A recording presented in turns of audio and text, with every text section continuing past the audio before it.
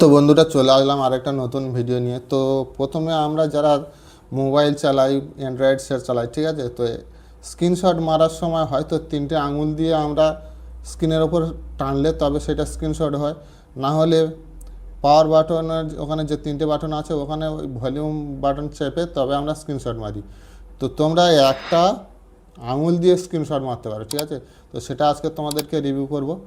তো যারা আমার চ্যানেলে নতুন অবশ্যই সাবস্ক্রাইব করে পাশে থাকো। তো চলো বেশি দেরি না করে শুরু করি। প্রথমে তোমরা চলে যাবে তোমাদের সেটিংসে, ফোনের সেটিংসে চলে যাবে, ঠিক আছে। তো সেটিংসে যাওয়ার পর এখানে শর্টকাট অ্যান্ড অ্যাক্সেসিবিলিটি আছে, দেখো, ঠিক আছে। শর্টকাট আর এই অ্যাক্সেসিবিলিটি এখানে তোমরা প্রেস করে যেতে পারো, ঠিক আছে, বা এখানে তোমরা এখানে সার্চ করে নিতে পারো, ঠিক আছে। এখানে অ্যাক্সেসিবিলিটি সার্চ করে নেবে, নেওয়ার পর এখানে দেখো অ্যাক্সেসিবিলিটি মেনু বলে লেখা আছে, ঠিক আছে।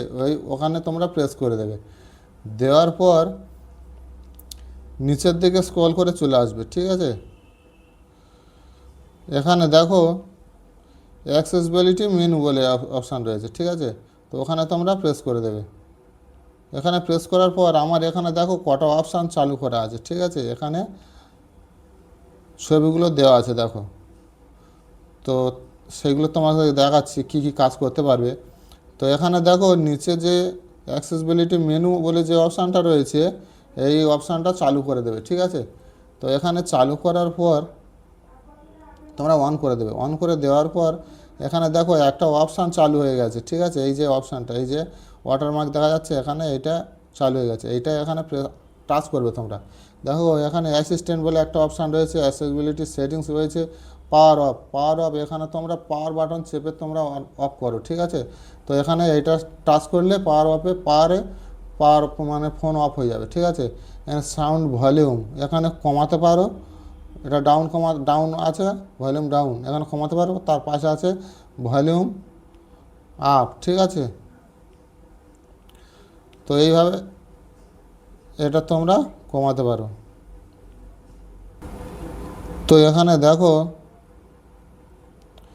তারপরে এখানে রিসেন্ট অ্যাপ বলে আছে, যে অ্যাপসগুলো ব্রাইটনেস